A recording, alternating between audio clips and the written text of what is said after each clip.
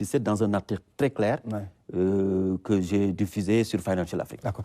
Ça, c'est au niveau de l'État, de l'industrie de manière générale. Mais quand on prend le volet social, vous avez beaucoup travaillé sur la protection, les notions de protection sociale, d'assurance, de tout cela. Aujourd'hui, au Sénégal, on résume très souvent la protection sociale à l'assurance maladie, si on peut dire. Mais pour vous, ça va au-delà. Ça va au-delà. Mais il faut savoir que dans le monde, il y a des actuaires qui ne travaillent que dans la protection sociale.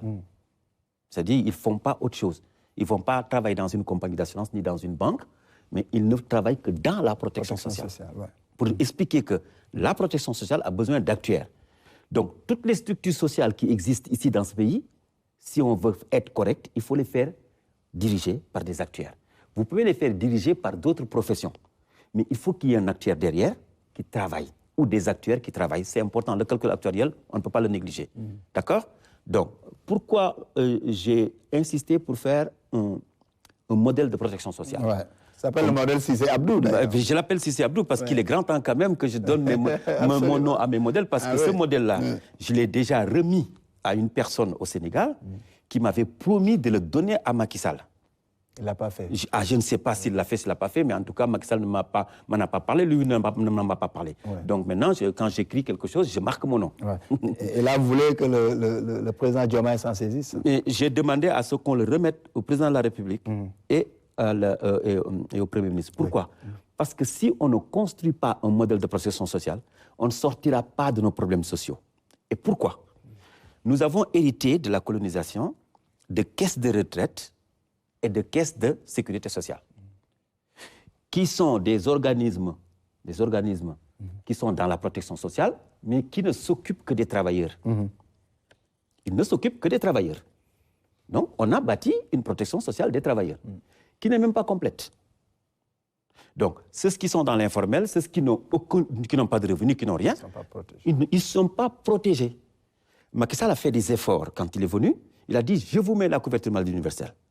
Mais le projet a été mal ficelé. Parce que tu ne peux pas faire un projet comme ça sans pour autant qu'on ait établi d'abord une étude de faisabilité, une étude actuarielle de faisabilité. L'état des lieux. L'état de faisabilité d'abord, et après maintenant, tu fais l'état des lieux des structures sociales qui existent déjà. Par l'IPRES, le FNR et la Caisse de sécurité sociale. En tout cas, Macky Sall n'a pas fait une étude approfondie là-dedans. D'accord? Donc, il a fait des efforts, il a amené des bourses sociales en donnant de l'argent mensuellement à des gens. Tout ça, ce sont des actions sociales. Macky Sall a fait beaucoup d'actions sociales.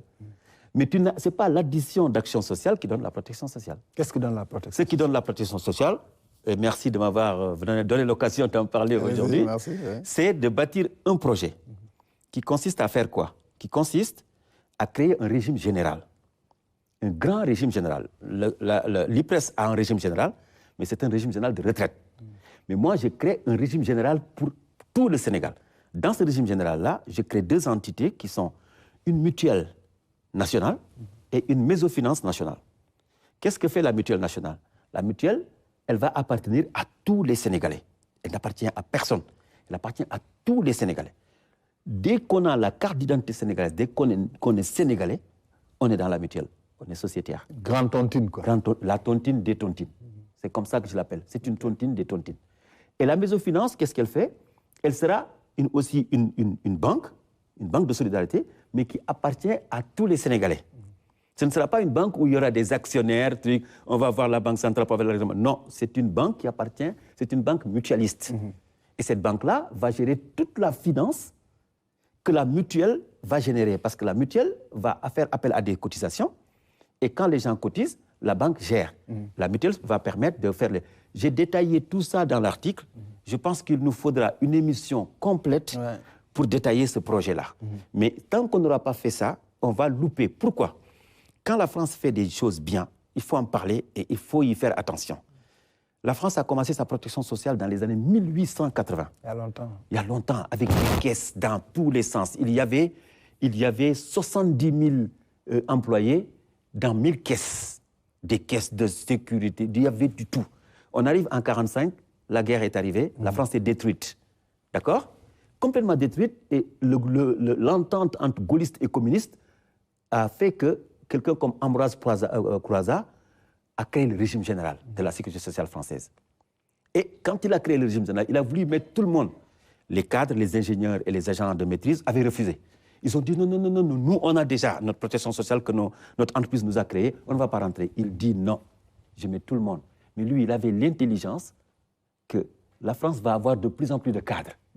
Et si tu exclus ces cadres-là du régime général, tu ne pourras pas financer le régime général. Donc, il les a gardés dans le régime général et il leur a créé un régime supplémentaire. Et c'est ça qui a fait l'AGIRC, qui a fait naître aussi l'ARCO, parce qu'avant l'AGIRC, c'était que pour les cadres. Après l'ARCO, on l'a développé pour les autres. Et c'est comme ça que la protection sociale française est l'une des meilleures du monde. Et c'est le même modèle que vous préconisez pour le Sénégal? En fait, il ne faut pas dire le même modèle. En tout cas, je me suis inspiré de ce qu'ils ont fait, avoir un régime général. Mais moi, mon régime général, il sera basé sur une mutuelle nationale. Il ne sera pas basé, parce que le régime général de la France est basé sur le fait que les gens travaillent. Parce qu'en France, tout le monde travaille. Ici, on a beaucoup de gens qui ne travaillent pas. Ici, beaucoup de gens ne travaillent pas. Donc, il faut mettre le régime général sur la base d'une mutuelle. Et la mutuelle, comme ça appartient à tout le monde, donc tout le monde est dans le régime général. D'accord. Maintenant, comme aussi, aujourd'hui, on a beaucoup de plaintes de l'IPRES et beaucoup de plaintes de la Caisse de sécurité sociale, je ne dis pas qu'on a beaucoup de plaintes du FNR, mais en tout cas, les gens du FNR, ils ne récupèrent pas 75% de leur dernier salaire quand ils partent à la retraite. Il faut faire l'audit technique et financier, donc l'audit actuariel et l'audit en gestion active-passif de toutes nos caisses. Et ça, le Sénégal a la masse critique d'actuaires qui puissent faire ce travail. Mais nous avons une association des acteurs du Sénégal qui s'appelle l'INAS. Je peux compter au minimum 40 jeunes qui sont dedans. On ne les entend pas. C'est vrai, on ne bouge pas beaucoup parce que, vous savez, je parraine même l'association des acteurs africains de Paris. J'essaie de les faire rentrer. En 10 ans, j'ai fait rentrer 37 actuaires de Paris en Afrique parce que les pays ont besoin d'actuaires. Donc, je fais cet effort-là. Mais les actuaires n'ont pas de problème de boulot. C'est-à-dire, quand ils font actuariat en France, ils trouvent du boulot. Donc, il n'y a aucune contrainte. C'est ce qui fait qu'ils ne bougent pas beaucoup. Oui. Ce message-là, pour vous, il doit être porté par l'élite pour pouvoir expliquer à la grande masse de quoi il s'agit et l'urgence qu'il y a aujourd'hui il y a une urgence. Aux fondamentaux, vous citez très souvent Cheikh Anta Diop dans vos publications, dans vos écrits. C'est ça. Il parle beaucoup de conscience historique. Exactement. Cheikh Anta a dit que la conscience historique, c'est le ciment qui réunit les éléments disparates d'un peuple. Et ça doit nous rappeler que pour faire peuple, il faut qu'on fasse un pot commun. Autrement, on est une population. Sinon, on est juste une population. Voilà, donc voilà pourquoi l'esprit sans conscience historique est une population. Mais c'est pour ça que la mutuelle va nous rappeler que nous partageons quelque chose. Or, quel est le dénominateur commun des Sénégalais? Quand tu vas en France, le dénominateur commun des gens, c'est leur carte de sécurité sociale, parce que tout le monde l'a. Ou leur pièce d'identité, parce que tout le monde l'a. Mais nous, on n'a pas de dénominateur commun, à part le téléphone. Nous avons tous un téléphone. Donc, il faut utiliser la technologie de la téléphonie pour régler ce problème de mutuelle. Donc, on n'aura pas de problème de récupération de cotisation, on n'aura pas de problème de paiement de sinistre. Donc, c'est déjà quelque chose qui va aller. Et vous, c'est des contributions comme ça que vous mettez dans la corbeille nationale? C'est vrai que je n'écris pas de livres parce que je dirige un cabinet d'actuariat, je dirige une banque d'affaires, qui est une banque qui permet à des investisseurs de venir investir quelque part ou à ceux qui ont besoin d'investissement, on va chercher les investisseurs pour les amener, ce qu'on appelle la banque d'affaires. Et donc, mes activités ne sont pas qu'au Sénégal. Je fais 10% de mon chiffre d'affaires au Sénégal. Je ne fais rien ici. Tout le reste, je le fais dans les autres pays africains. Donc, je n'ai pas le temps. Donc, qu'est-ce que je fais? À chaque fois que j'ai un peu de temps, j'écris un article. Et j'en ai fait 188 et qui tournent autour de la finance. Est-ce que vous avez le sentiment d'être entendu par les gouvernants africains? Alors, ça commence à venir. Vous portez quand même des messages de souveraineté. C'est vrai, ça commence à venir parce qu'aujourd'hui, je suis l'actuel conseil de la CNP Assurance du Cameroun. Vous voyez, donc quand je suis au Cameroun, je travaille beaucoup avec des gens qui sont de l'entité étatique. Quand je suis en Côte d'Ivoire, je travaille beaucoup avec certains ministères. Je travaille avec beaucoup de ministères et j'ai eu la chance aussi d'avoir eu un projet de la FANAF, la Fédération des assureurs de droit national africain, qui m'a fait faire des études au Sénégal, au Cameroun et en Côte d'Ivoire, où je suis allé chercher des données, j'ai intégré. Ça commence à venir. Mais je pense que rien que pour la protection sociale, tout ce que j'ai contribué, je vais chercher ici quelqu'un qui m'aide à faire en parce que ligne. l'assurance au Sénégal, c'est un problème. Ah, mais c'est surtout vous mettez, l'assurance au Sénégal est un problème. Vous touchez un vrai problème. Ouais, c'est un problème. Au Sénégal, on n'a pas d'assurance sociale. À part l'IPRES et de la Caisse de sécurité sociale, on n'a pas d'assurance sociale. On a des assurances privées. Absolument. Les assurances privées sont des assurances gérées par des privés qui sont des actionnaires qui cherchent de l'argent. Et l'assurance ne fonctionne pas correctement. Et ça ne profite pas à tous les Sénégalais. Mais ça ne profite pas aux Sénégalais. Mais parce que l'État a fait l'erreur depuis 64 ans de ne pas s'investir dans le marché des assurances. Quand dans un marché d'assurance, il n'y a pas d'État, ce n'est plus un marché, c'est une foire. Absolument. Chacun fait ce qu'il veut. Absolument. Ici, des gens ont des accidents, ils sont pas, on ne les indemnise pas. Ça pose de problèmes de gauche. Mais il y a beaucoup d'efforts que les assureurs font. Aujourd'hui, les assureurs ont commencé à faire de la com. Les assureurs ont commencé à expliquer le fonds de garantie automobile à la radio. Ce matin, je l'ai entendu. Honnêtement, il faut reconnaître qu'avec l'actuelle dirigeante, Mme Oumounia, et son directeur exécutif, M. Matar Faye, et toute l'équipe, je vois que vraiment, ils font beaucoup d'efforts pour que les gens comprennent l'assurance et que les gens puissent profiter aussi de l'assurance. Mais il faut un investissement de l'État dans le marché. Il faut que l'État s'implique. Et ça, il y a urgence. Il y a urgence. Sinon, tu ne peux pas développer un pays si tu n'as pas d'assurance. L'assurance, c'est quoi? L'assurance, c'est la couverture. D'accord? Pourquoi les marchés occidentaux sont développés? Mais c'est parce que toutes les couvertures que vous voyez dans le monde de la finance, les gens l'interprètent comme des couvertures financières. Mais c'est de l'assurance. Tout produit financier qui n'est pas une obligation, qui n'est pas une action, qui n'est pas un produit immobilier, c'est un produit dérivé, c'est de l'assurance. Parce qu'on se couvre contre quelque chose. D'accord. Au-delà du Sénégal, vous vous adressez aux gouvernants africains de manière générale. Voilà pourquoi l'article... vous mettez à la disposition de votre pays de... C'est ça, voilà pourquoi l'article, je l'ai publié sur Financial Afrique pour toute la zone CFA. Ce qui est spécifique au Sénégal... D'ailleurs, comment bâtir un système de protection sociale en zone CFA. En zone CFA. Et donc, tout ce qui est spécifique au Sénégal, là, j'ai laissé le nom du Sénégal et j'ai fait un document que j'ai donné à des personnes pour qu'ils le donnent aux autorités sénégalaises. Et qu'est-ce que vous leur dites ce soir? Alors, je vais d'abord, avant de dire quelque chose aux autorités, je vais dire d'abord quelque chose aux Sénégalais. On ne bâtit pas un pays du jour au lendemain. On a traversé beaucoup de choses. Sonko et Diomaye ont réussi ce que des Waljojo, des Mamadou Dia voulaient faire, ce que des Cheikh Anta voulaient faire.